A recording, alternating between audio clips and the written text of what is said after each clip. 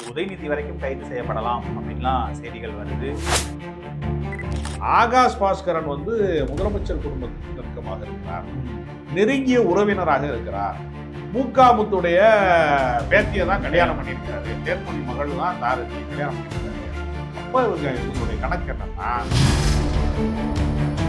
இது மட்டும் இல்ல, டாஸ்மார்க்ல இருந்து வந்த பணம் எல்லாமே இப்படிதான் ஒயிட் ஆக்கப்படுது அப்படின்னு தான் புகார். இப்ப நம்ம ஒரு பெரிய ரெஸ்டாரண்ட்டுக்கு போறோம், சாப்பிடுறோம், கூடுதலா 10 ரூபா நீங்க டிப்ஸ் கொடுக்குறீங்க. டிப்ஸ் இருக்க அது ஏன் விருப்பம். அதுல கூட 10 ரூபா வச்சு விற்கிறாங்க அப்படிங்கிற விஷயம் இருக்குல்ல. இது பொதுமக்கள் பிரச்சனையா? ஆமா, பிரச்சனை தானே. யாருக்கு? சர்வதேச ஒரு கிரைம் மாதிரியான கிரைம் தான் சார் அது. நீங்க அமலாக்கத்துறைக்கு நிரூபிக்க வேண்டிய அவசியம் கிடையாது. அதனாலதான் எதிர்கட்சிக்காரன் மேல கூட வழக்க போட்டு விட்டுட்டு கட்சியில வந்து சேர்றியா, பிஜேபியில வந்து சேர்றியான்னு கேட்கிற அளவுக்கு நடக்கிறது. செந்தில் பாலாஜி அவர்களை கைது செய்தாங்க. ஆமா, அது மூலமா செந்தில் பாலாஜிக்கு அவருடைய மாவட்டத்துல செல்வாக்கு சரிப்பு இருக்கிறதா, உயர்வு இருக்கிறதா சர்வே எடுங்க. உங்க ஊடகத்தின் வழியா நான் சவால்.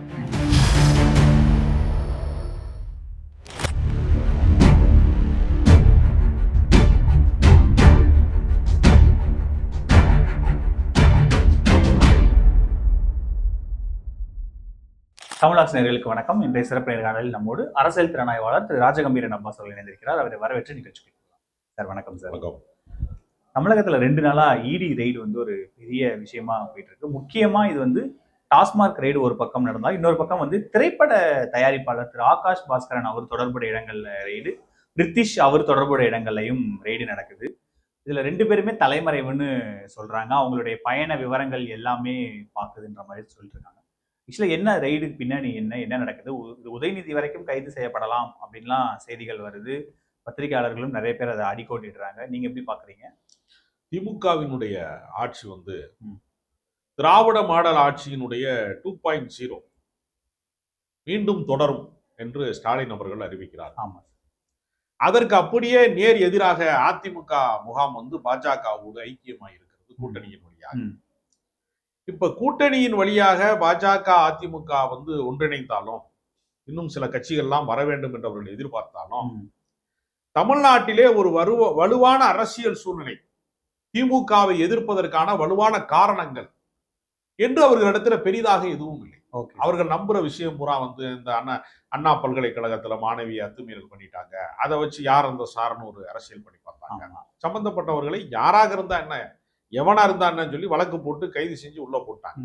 அப்ப அவங்க எதையெல்லாம் ஆயுதமாக எடுக்கிறார்களோ அந்த ஆயுதத்தை எல்லாம் திமுக வந்து மிக லாபகமாக கையாளுகிறது.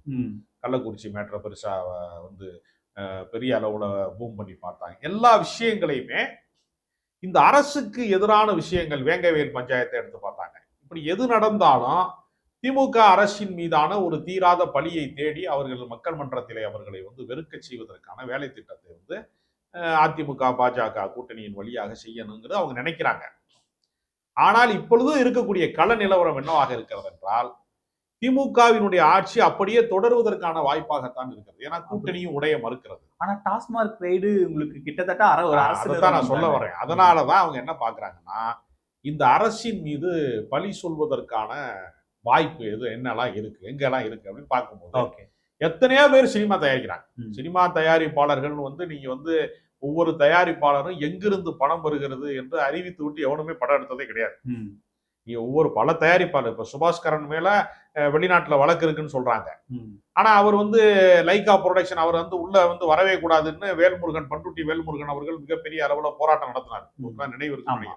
லைகா என்கிற நிறுவனத்துக்கு எதிராக ஒரு பெரிய போராட்டத்தை அவர் நடத்தினார். தயாரித்த படத்தை விடுதலை பண்ணக்கூடாதுன்னு சொன்னார். அவர்கள் வந்து ஈழத்தமிழர்களுக்கு எதிரானவர்கள் சொன்னாரு, பல விடுதலை புலிகளுக்கு எதிரானவர்கள் குற்றச்சாட்டு சொன்னார். அப்புறம் ஒரு குரூப் அவரை ஆதரிச்சாங்க. நமக்கு தெரியும், சீமான் போன்றவர்கள்லாம் ஆதரிச்சாங்க. அப்ப ஆதரவு நிலைப்பாட்டுக்கு பின்னாடி, எதிர்ப்பு நிலைப்பாட்டுக்கு பின்னாடி அவர் விமர்சனத்துக்குரியவர். அப்ப அவருக்கு பணம் எங்கிருந்து வருகிறது என்று அவர் அறிவித்து விட்டு யாரும் படம் எடுக்க முடியாது. இப்ப சினிமால என்னன்னா, ரொம்ப பேருக்கு புரியாத விஷயம் என்னன்னா, சினிமா தயாரிப்பாளராக மாறுகிறவர்கள்ல சொந்தமாக பணம் வைத்துக் கொண்டு தயாரிப்பாளர் ஆகிறவங்க ரொம்ப குறைவு. சினிமாவோட விசித்திரமே என்னன்னா, அங்கு கோடிக்கணக்கான ரூபாயை கொண்டு வருகிறவனிடத்துல வந்து மஞ்சள் பையை கொடுத்துரும், மஞ்சள் பையோட வர்றவனா பல கோடிக்கு அதிபதியா மாத்திருங்கிறது தான் இங்க இருக்கக்கூடிய கலை யதார்த்தம். அதனால என்ன செய்யறான்னா, இவர் இந்த ஆகாஷ் பாஸ்கரன்கிறவர் ஏற்கனவே வந்து நானு ரவுடி தான் விக்னேஷ் சிவனுடைய படத்துல உதவி இயக்குனரா இருந்திருக்காரு. அமரன் படத்துல உதவி இயக்குனரா இருந்திருக்காரு. பல படங்கள்ல உதவி இயக்குனரா இருக்கிறவர் திடீர்னு ப்ரொடியூசரா எப்படி ஆக முடியும் அப்படின்னு பெரிய பெரிய படங்கள் அப்படின்னு சொல்றாங்க இல்லையா. இப்ப நான் ஒரு உதாரணம் சொல்றேன், எனக்கு தெரிந்து. இப்ப ஒரு இசையமைப்பாளர் வந்து விஜய் ஆண்டனி இருக்கிறார். விஜய் ஆண்டனி வந்து ஒரு முன்னணி இசையமைப்பாளரா, இளையராஜா, ஏஆர் ரஹ்மான், ஹாரி ஜெயராஜ் மாதிரி முன்னணி இசையமைப்பாளரான்னு கேட்டா நிச்சயமா கிடையாது. அவர் வந்து ஒரு தமிழ் திரையுலகில் இருக்கக்கூடிய இசையமைப்பாளர்கள்ல ஒரு முதல் 10 இசையமைப்பாளர்கள்ல ஒரு 7வது 8வது இடத்துல இருப்பார். அவ்வளவுதான். அதுக்கு மேல அவர் இருக்க வாய்ப்பு இல்ல. அவர் எப்படி திடீர்னு கதாநாயகன் ஆனாரு? அவர் ஹீரோவா நடிச்சாரா இல்லையா? ஆமா. அப்படி நடிக்கிறதுக்கான படத்தை யார் ப்ரொடியூஸ் பண்ணா? அவரை எந்த ப்ரொடியூசர் வந்து அவருக்கு வந்து தயாரிக்கிறதுக்கு முன் வந்தாங்கன்னா அவரே தான் அவரை ப்ரொடியூஸ் ஆகிட்டாரு. அப்ப விஜய் ஆண்டனி தயாரிக்கிறார் என்று நமக்கு செய்தி வருகிற போது அவருக்கு எங்கிருந்து பணம் வருகிறதுன்னு நீங்க கேட்டீங்கன்னா, அவர் இசையில சம்பாதிச்சதுக்கு, மியூசிக்ல சம்பாதிச்சதுக்கு அது ரொம்ப பேருக்கு புரியாது. எனக்கு தெரிந்து ஒரு 10 படங்களுக்கு இசையமைத்த ஒரு இசையமைப்பாளர் அவர் டெய்லி ஆட்டோல தான் போயிட்டு இருக்காரு. ஓகே, சரியா? அவருக்கு சொந்தமா காரு கூட கிடையாது. இத்தனைக்கும் அவர் முன்னணி படங்கள்ல வெற்றி பெற்ற படங்கள்ல இசையமைப்பாளராக இருக்காரு. அவர் பேர் சொன்னா வருத்தப்படாத, நான் சொல்லல. அதெல்லாம் உண்மையான காரணம் கிடையாது. இவர் வந்து பல கோடிகளுக்கான அதிபதியான இசையமைப்பாளரா வரல. ஆனா எப்படி வர்றாரு அப்படின்னா, சினிமாவுக்கு ஃபைனான்ஸ் கொடுக்குறவங்க, இவர் தொழில் தொடர்ந்து இயங்குறாரு, அடுத்தடுத்த இசையமைக்கக்கூடியவரா இருக்கிறாரு அப்படிங்கறதுனால என்ன செய்வாங்கன்னா, இவர் பேர்ல ஒரு அக்ரிமெண்ட் போட்டு ஒரு மினிமம் இது வச்சு ஒரு வட்டி கணக்கு வச்சு இவருக்கு பணம் கொடுப்பாங்க.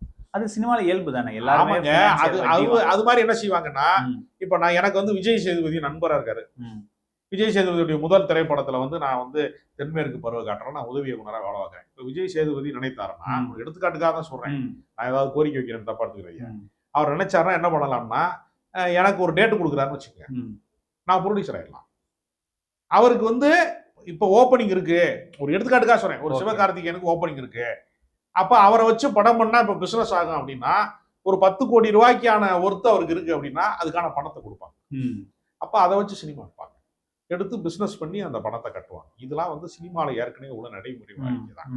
இவருக்கு என்ன சிக்கல் வருதுன்னா, ஆகாஷ் பாஸ்கரன் வந்து முதலமைச்சர் குடும்பத்துக்கு நெருக்கமாக இருக்கிறார், நெருங்கிய உறவினராக இருக்கிறார்.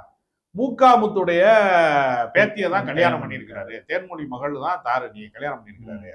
அப்ப இவங்களுடைய கணக்கு என்னன்னா, திமுகவினுடைய இன்றைய தலைவர் மு க ஸ்டாலினுடைய குடும்பத்தை அவங்கதான் அந்த பணத்தை பூரா கொடுத்து ஒரு சினிமா எடுக்க வச்சிருக்காங்க. அது மட்டும் இல்ல, டாஸ்மார்க்ல இருந்து வந்த பணம் எல்லாமே இப்படிதான் ஒயிட் ஆக்கப்படுது அப்படின்னு தான் புகார் இருக்கு.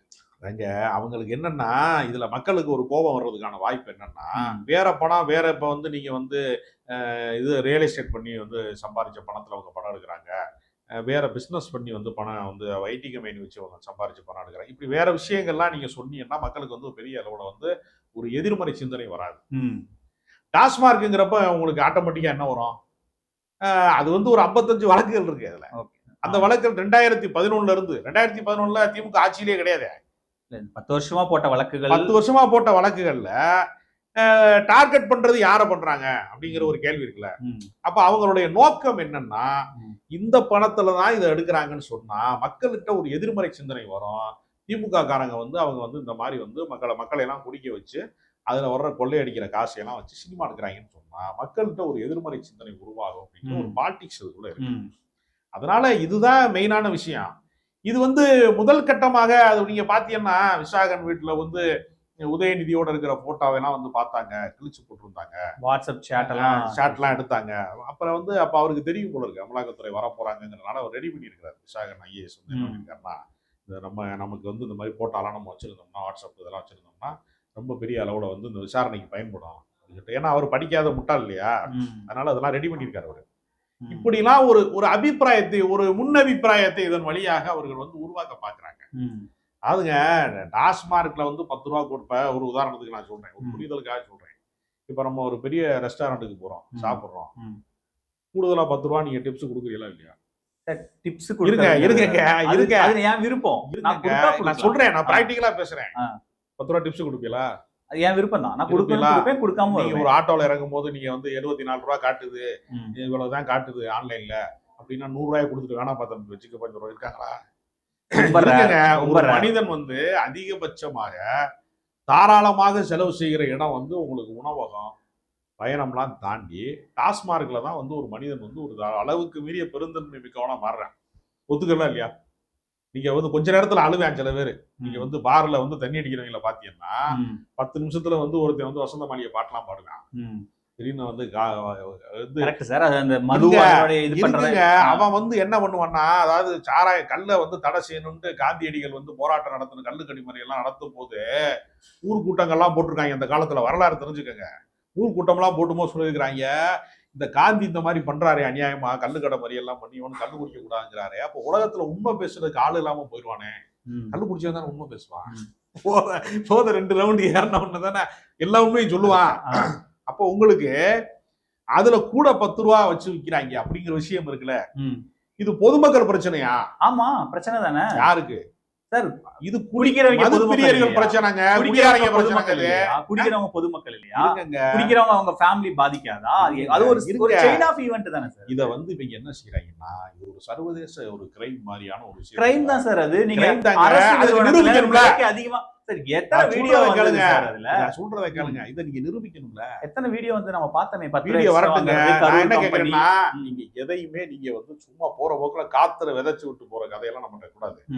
இதை நிரூபிக்கணும் இல்லையா? அமலாக்கத்துறை வந்து இது வரைக்கும் வந்து போடப்பட்ட வழக்குகள்ல 98% அவர்களால் நிரூபிக்க முடியல. மத்த சாதாரணமா வந்து காவல்துறை நம்ம மீது வழக்கு போடுவதற்கும் அமலாக்கத்துறை வந்து வழக்கு போடுவதற்கும் ஒரு மிக முக்கியமான வித்தியாசம் இருக்கிறது. என்ன வித்தியாசம்னா, காவல்துறை வழக்கு போட்டா நீங்க திருநீன்னா நிரூபிக்கணும். நான் பார்த்தேன், இந்த இடத்துல சாட்சியை கொண்டு வாடான்னு கேட்பாங்க கோர்ட்ல. நீங்க அமலாக்கத்துறைக்கு நிரூபிக்க வேண்டிய அவசியம் கிடையாது. அதனாலதான் எதிர்கட்சிக்காரன் மேல கூட வழக்க போட்டு விட்டுட்டு கட்சியில வந்து சேர்றியா, பிஜேபியில வந்து சேர்றியான்னு கேட்கிற அளவுக்கு நடக்கிறது. அதனால இது விசாரணை நிலையில் இருக்கிறது. நான் என்ன சொல்றேன், நான் நியாயப்படுத்தல. அதுக்காக வந்து மதுவை வந்து கூடுதல் விலைக்கு விற்பதை நான் ஆதரிக்கிறேன்னு புரிஞ்சுக்கிறேன் சார். இடி என்ன சொன்னாங்க அப்படின்னா, கிட்டத்தட்ட 1000 கோடி ரூபாய் அளவுக்கு இங்கே ஊழல் நடந்ததற்கான முகாந்திரம் இருக்குன்னு பிரஸ் ரிலீஸ் கொடுத்திருந்தாங்க. எப்படி எல்லாம் ஊழல் நடந்திருக்குன்னா அப்படின்னு சில டேட்டா கொடுத்து, அதுக்கான ப்ரூஃப் தான் சார் இப்ப விசாரணை. அவர் அப்ரூவா அவர் இடத்துக்கு போறது வந்துச்சு. ஆராசா வழக்கு, அணைக்கற்றை வழக்குல என்ன சொன்னாங்க, 1,74,000 கோடி சொன்னாங்க இல்ல, அப்புறம் எல்லாம் சொன்னாங்கல்ல. கடைசியில என்ன நடந்துச்சு? கோர்ட்ல காரி துப்பி விரட்டி விட்டாங்கல்ல. அப்பீல்ல இருக்குல்ல. என்ன அப்பீல்ல இருக்கு? மறுபடியும் அது ஃபெயிலியர் தான் அந்த கேஸ். அது ஒரு நாள், அதாவது நீங்க அந்த வழக்கு பற்றி நான் ஒரு புரிதலுக்காக சொல்றேன். நீங்க ஒரு இடத்துல இருந்து இன்னொரு இடத்துக்கு வந்து நீங்க வந்து பொது வாகனத்துல போறீங்கன்னா அதுக்கான சார்ஜ் வேற. நீங்க தனியார்ல போனீங்கன்னா அதுக்கான வாகனத்துக்கு சார்ஜ் வேற. பொதுத்துறை நிறுவனங்களை எளிமைப்படுத்துவதற்கு, சாமானியர்கள் கையில கொண்டு போய் சேர்ப்பதற்கான ஒரு சேவையாக மாற்றுவதற்கு, இன்னைக்கு எல்லார் கையிலையும் அலைபேசி வந்து சேர்ந்ததற்கு, ஒரு அலைக்கற்றை புரட்சி நிகழ்ந்ததற்கு அதுதான் காரணம். முதலில் வந்த நிறுவனத்துக்கு தான் முன்னுரிமைங்கிற பெயர்ல அவர் வந்து குறைந்த விலைக்கு கொடுத்துட்டாரு அப்படிங்கறத வழக்கு. அந்த வழக்கு நிக்கல இல்ல.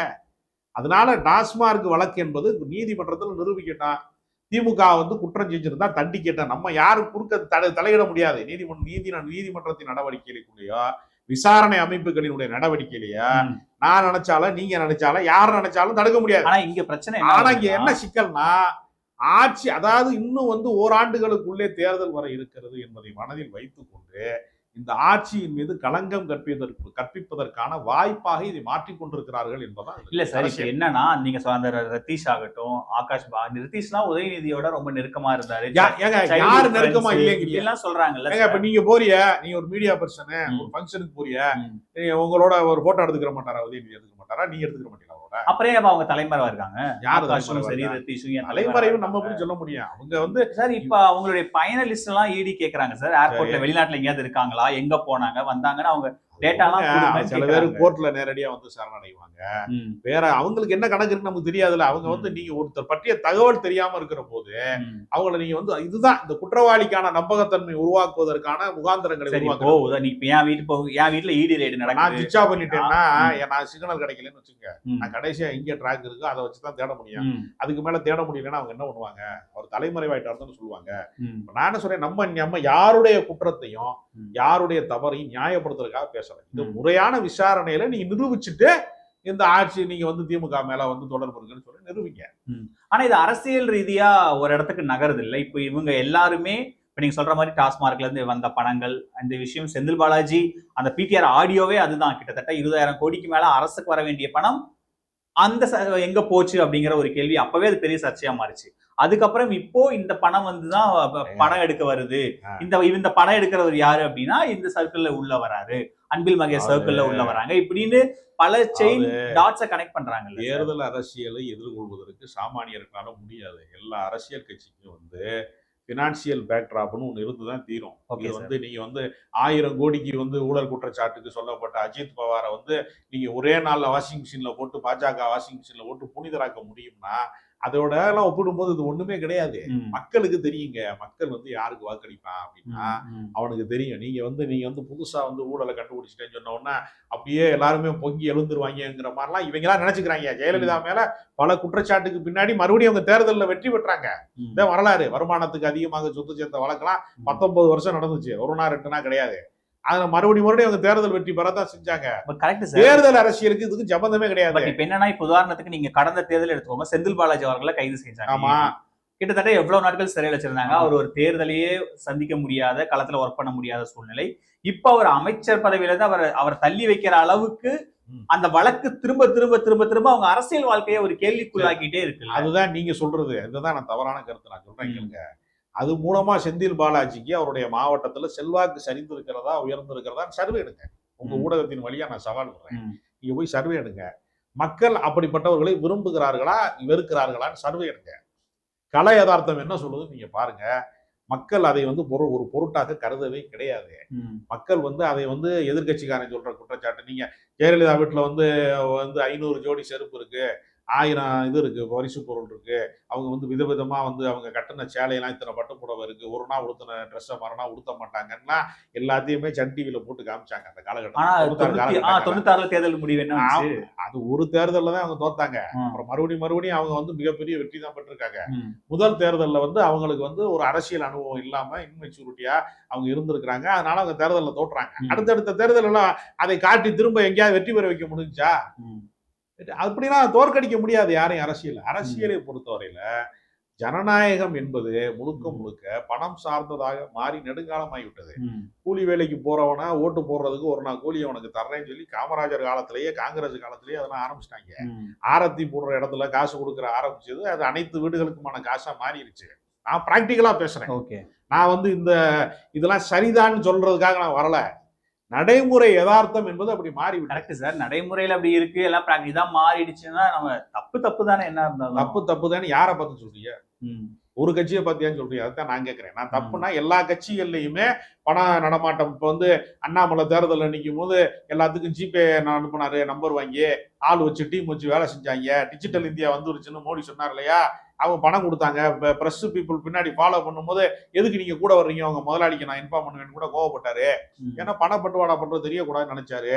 அப்ப மணல் மாஃபியாக்களை மிரட்டி பணம் வாங்கினாரு.